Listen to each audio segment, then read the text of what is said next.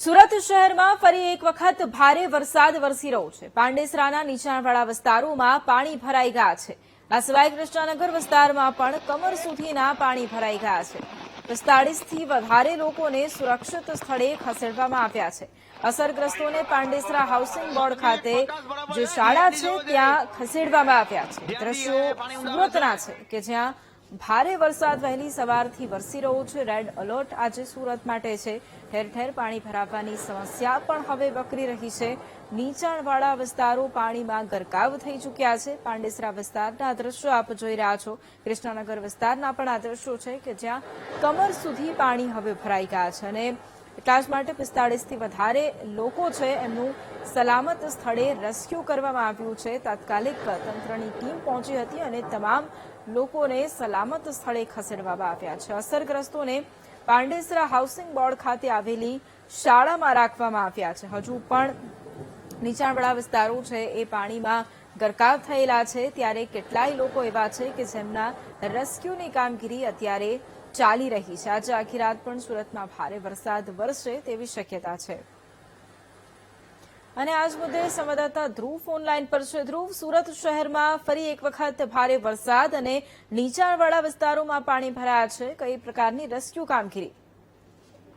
બિલકુલ, સુરતમાં ફરી એક વખત પૂર જેવી સ્થિતિનું નિર્માણ થયું છે। જે રીતે ભારે વરસાદની આગાહી કરાઈ હતી અને જે રીતે બંગાળની ખાડીમાં લો પ્રેશરની સિસ્ટમ સક્રિય થઈ, 3 સિસ્ટમ સક્રિય થવાના કારણે અત્યારે રેડ એલર્ટ સુરત સહિત સમગ્ર જિલ્લામાં અપાયો હતો। તે મુજબ વહેલી સવારથી ધોધમાર વરસાદ જે છે તે અવિરત જોવા મળ્યો હતો।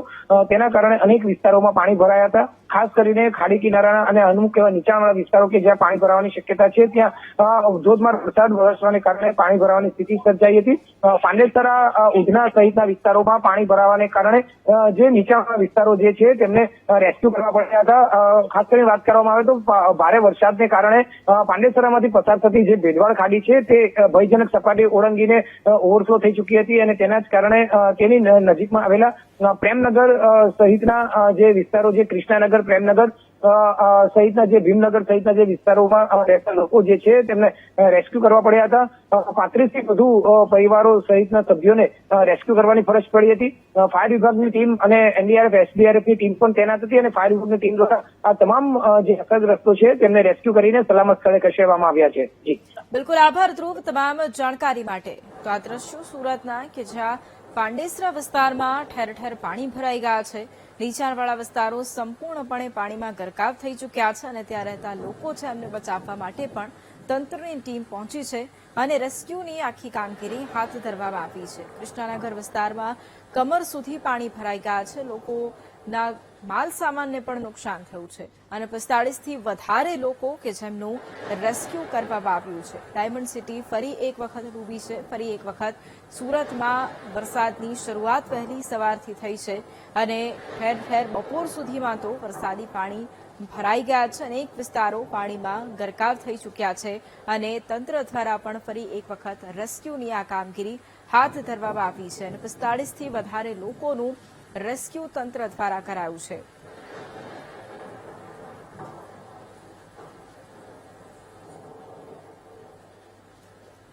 સુરત શહેરમાં વહેલી સવારથી જ ધોધમાર વરસાદ વરસી રહ્યો છે। ભારે વરસાદને પગલે શહેરના અનેક વિસ્તારો છે ત્યાં પાણી ભરાઈ ગયા છે।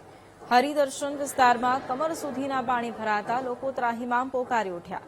મહાનગરપાલિકા અને ડિઝાસ્ટર મેનેજમેન્ટનું સતત મોનિટરિંગ છે। નીચાણવાળા વિસ્તારમાંથી અનેક લોકોના રેસ્ક્યુ કરવામાં આવી રહ્યા છે। તો સુરત શહેરના દ્રશ્યો વહેલી સવારથી જ ધોધમાર વરસાદની શરૂઆત થઈ છે। વરસાદને પગલે શહેરના અનેક વિસ્તારોમાં પાણીનો ભરાવ થઈ રહ્યો છે। હરિદર્શન વિસ્તારમાં કમર સુધીના પાણી ભરાતા લોકો ત્રાહિમામ પોકારી ઉઠ્યા છે। મહાનગરપાલિકા અને ડિઝાસ્ટર મેનેજમેન્ટ દ્વારા સતત મોનિટરિંગ કરવામાં આવી રહ્યું છે અને નીચાણવાળા વિસ્તારોમાંથી લોકોનું રેસ્ક્યુ કરવામાં આવી રહ્યું છે। તો વરસાદી પાણી લોકોના ઘરોમાં ફરી વળ્યા છે માટે તંત્ર પણ લોકોને બચાવવા પહોંચી રહ્યું છે અને આ મુદ્દે સંવાદદાતા ધ્રુવ ફોન લાઈન પર છે। ધ્રુવ, સુરત શહેરમાં વહેલી સવારથી જ ધોધમાર વરસાદ છે। કયા વિસ્તારમાં અત્યારે સૌથી વધુ પાણી ભરાઈ ગયા છે? તંત્ર દ્વારા શું કામગીરી?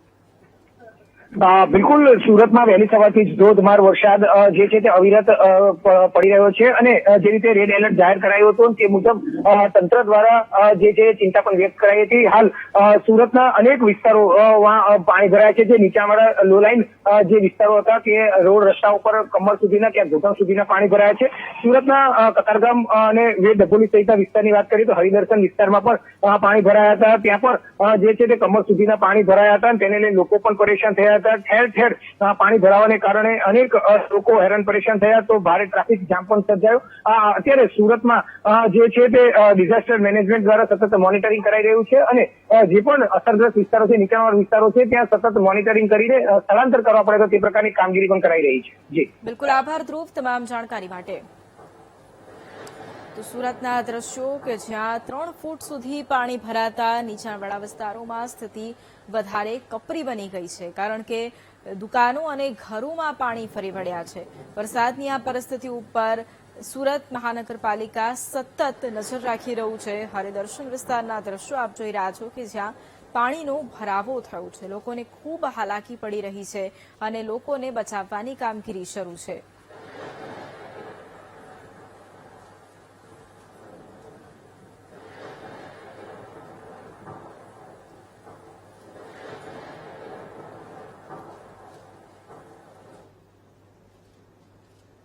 સુરત જિલ્લામાં સાર્વત્રિક વરસાદ વરસી રહ્યો છે. ડેમમાં પાણીની આવક પણ વધી રહી છે. ભારે વરસાદને કારણે ગોળથા ડેમ ઓવરફ્લો થઈ ગયો છે. ડેમ ઓવરફ્લો થતા આસપાસના ગામોને પણ એલર્ટ કરવામાં આવ્યા છે. માંડવી તાલુકાના 10 ગામોને એલર્ટ કરવામાં આવ્યા છે. સાવચેતીના ભાગરૂપે તંત્ર દ્વારા લોકોને પણ સૂચના આપી દેવામાં આવી છે. તો સુરત જિલ્લામાં પણ ભારે વરસાદ, સાર્વત્રિક વરસાદ વરસી રહ્યો છે. ડેમમાં પાણીની આવક પણ સતત વધી રહી છે. ગોળથા ડેમના દ્રશ્યો જે ઓવરફ્લો થઈ ગયો છે અને આસપાસના જે ગામો છે તેને એલર્ટ કરવામાં આવ્યા છે. બીજી તરફ માંડવી તાલુકાના જે 10 જેટલા ગામો છે તેને એલર્ટ કરવામાં આવ્યા છે. તંત્ર સતત લોકોને સૂચના આપી રહ્યું છે, નદી કાંઠે ન જવા માટે સૂચના આપી રહ્યું છે અને સાથે જ આ નીચાણવાળા વિસ્તારો છે તેને ખાલી કરવા માટેની સૂચના અપાઈ છે. અને આજ મુદ્દે સંવાદદાતા નિર્મલ ફોન લાઈન પર છે. નિર્મલ, સુરત જિલ્લામાં સાર્વત્રિક વરસાદ જે રીતે વરસી રહ્યો છે, ગોળથા ડેમ પણ ઓવરફ્લો થયો છે. શું સ્થિતિ છે? તંત્રની શું સૂચના? ચોક્કસથી કે તંત્ર હાલ સતત જે ઉપરવાસમાં પડેલા ભારે વરસાદને પગલે જે પાણીની આવક થાય છે, પાણીની આવક પર સતત મોનિટરિંગ કરી રહી છે. ત્યારે જ માંડવી તાલુકામાં જે ગોળથા ડેમ આવેલો છે, ઉમરપાડા સહિતના વિસ્તારોમાં ભારે વરસાદને પગલે જે નદી નાળાઓમાં ઘોડાપૂર આવ્યું છે. હાલ તો ગોળથા ડેમ ઓવરફ્લો થઈ રહ્યો છે. તંત્ર દ્વારા પણ જે ગોળથા ડેમને સહિતના જે વિસ્તારોમાં નીચાણવાળા વિસ્તારો છે, નીચાણવાળા વિસ્તારોમાં એલર્ટ કરવામાં આવ્યા છે અને જે લોકોનું સ્થળાંતર કરવું પડે છે એ લોકોને સ્થળાંતર કરવાની પ્રક્રિયા હાથ ધરવામાં આવી રહી છે. સુરત જિલ્લામાં જે પ્રમાણે સતત અવિરત વરસાદ વરસી રહ્યો છે, ખાસ કરીને ઉમરવાડા કે જે સુરત જિલ્લાનું ચિરાપુંજી ગણાય છે, ઉમરપાડામાં પડેલા ભારે વરસાદને પગલે જે નદી નાળાઓ છે, ભારે નદી નાળાઓ છલકાઈ જતા આંબલી ડેમ સહિત લાકી ડેમ અને ગોળથા ડેમમાં ભારે પાણીની આવક થઈ છે અને હાલ તો ગોળથા ડેમમાં ઓવરફ્લો થતા જ જે નીચાણવાળા વિસ્તારો છે, નીચાણવાળા વિસ્તારોમાં તંત્ર દ્વારા જે તેઓનું સ્થળાંતર કરવામાં આવી રહ્યું છે અને આવનારા સમયમાં હજુ વિકટ પરિસ્થિતિ થાય તો તે માટે પણ તંત્ર સજ્જ બન્યું છે. જી બિલકુલ આભાર નિર્મલ તમામ જાણકારી માટે.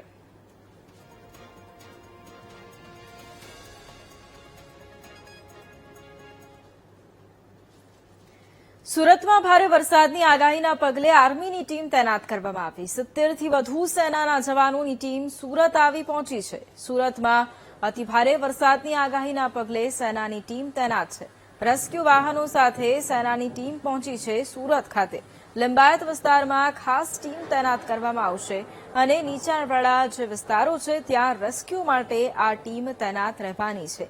તો સુરતમાં ઠેર ઠેર પાણી ભરાવાની જે સમસ્યા છે, સ્થિતિ ગંભીર બની રહી છે અને માટે જ હવે એક તરફ આર્મીની ટીમ છે તેને તૈનાત કરવામાં આવી છે. 70થી વધુ સેનાના જવાનોની ટીમ સુરત ખાતે આવી પહોંચી છે અને અતિ ભારે વરસાદની આગાહીના પગલે સેનાની ટીમ પણ હવે તૈનાત કરાઈ છે. રેસ્ક્યુ વાહનો સાથે સેનાની ટીમ સુરત ખાતે પહોંચી છે. લિંબાયત વિસ્તારમાં ખાસ ટીમ તૈનાત કરવામાં આવી છે.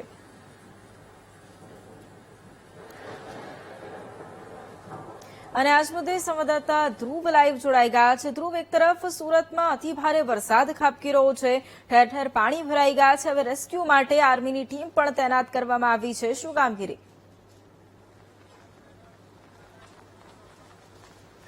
બિલકુલ, સુરતમાં રેડ એલર્ટને જાહેરાત વાત કરવાની સાથે જ જે શહેરમાં ધોધમાર વરસાદ વરસી રહ્યો હતો અને અનેક વિસ્તારોમાં પાણી ભરાવાની સ્થિતિ સર્જાઈ, તો બીજી તરફ જે છે તે નીચાણવાળા વિસ્તારોમાં રેસ્ક્યુ કરવી પડે તેવી સ્થિતિ સર્જાઈ, જેને લઈને સુરતમાં હવે જે છે તે એનડીઆરએફ એસડીઆરએફની ટીમ તો હતી જ, પરંતુ હવે જે છે તે ખાસ આર્મીની ટીમને બોલાવવામાં આવી છે. 70 થી વધુ જવાનો સાથેની વિશેષ આર્મી ટીમ જે છે તે અત્યારે વડોદરાથી સુરત બોલાવી લેવામાં આવી છે અને જે પણ અસરગ્રસ્ત વિસ્તારો જે છે ત્યાં તાત્કાલિક રેસ્ક્યુ કરી શકાય, રાહત કામ સામગ્રી પહોંચાડી શકાય, તે માટે આ ટીમને અત્યારે તાત્કાલિક હાલ અહીં જે છે તે સુરત ખાતે બોલાવી લેવામાં આવી છે.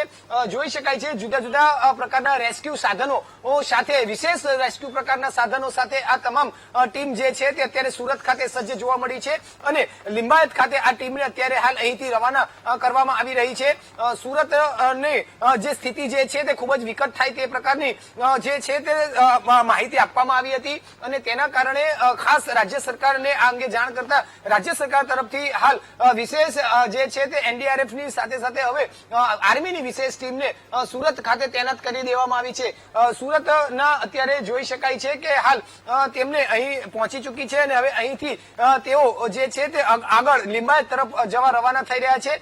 વિશેષ પ્રકારના સાધનો સાથે રેસ્ક્યુના જે છે તે ટીમ અત્યારે હાલ અહીં જોવા મળી રહી છે અને આ પ્રકારના જે તેઓને વિશેષ ટ્રેનિંગ આપી હોય છે, ડિઝાસ્ટર આપત્તિ સમયે જે હોય છે તે કઈ રીતે કામગીરી કરવી તે બાબતે એક વિશેષ ટ્રેનિંગ હોય છે અને એ ટ્રેનિંગના ભાગરૂપે અત્યારે જે છે તે ટીમ આખી અહીં સુરત આવી પહોંચી છે અને આ તમામ કામગીરી તેમની જોઈ શકાય છે, તેઓના સાધનો પણ જોઈ શકાય છે અને આ પ્રકારના સાધનો સાથેની કામગીરી પહેલી વખત કદાચ સુરતમાં બોલાવવામાં આવી છે. જોઈ શકાય છે અત્યારે આ special medical first aid kit સાથેની આખી વેન જે છે તે પણ અહીં જોવા મળી રહી છે અને ઇમરજન્સી જો સારવાર આપવાની હોય તો તે પ્રકારની પણ તાત્કાલિક તેઓ કરી શકે તે પ્રકારની અત્યારે ટીમ અત્યારે હાલ અહીં જોવા મળી રહી છે. આ પ્રકારના અદ્યતન સાધનો સાથેની ટીમ અત્યારે જોવા મળી રહી છે. બીજી તરફ જે વાત કરવામાં આવે, આ બતાવવાનો પ્રયત્ન કરી રહ્યો છું, જે સાધનો જે અંદર રાખવામાં આવ્યા છે, આ તમામ ટીમ કે જે રેસ્ક્યુ કરવું હોય તો એ તમામ પ્રકારના રેસ્ક્યુ પ્રકારના સાધનો જે છે તે અત્યારે હાલ આ તમામ ગાડીઓમાં જોવા મળી રહ્યા છે અને આ આર્મીની વિશેષ ગાડીઓમાં આ પ્રકારના સાધનો અત્યારે તૈનાત છે અને તૈનાત સાધનો સાથે અત્યારે ટીમ મેદાનમાં ઉતરવા માટે તૈયાર થઈ ચૂકી છે.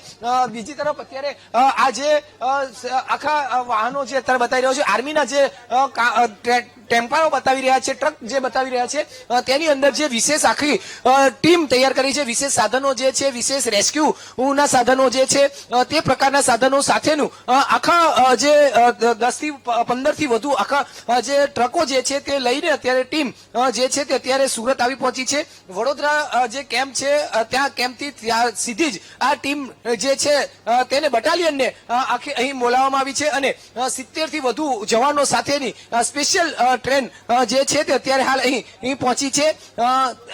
કેટલાક જવાનો સાથે આપણે વાત કરવાનો પ્રયત્ન કરીશું. હું જે રીતે અત્યારે હાલ અહીંથી આવ્યા છે ત્યારે आप बताइए किस लिए बुलाया गया है आप और कितनी तैयारी के साथ आए?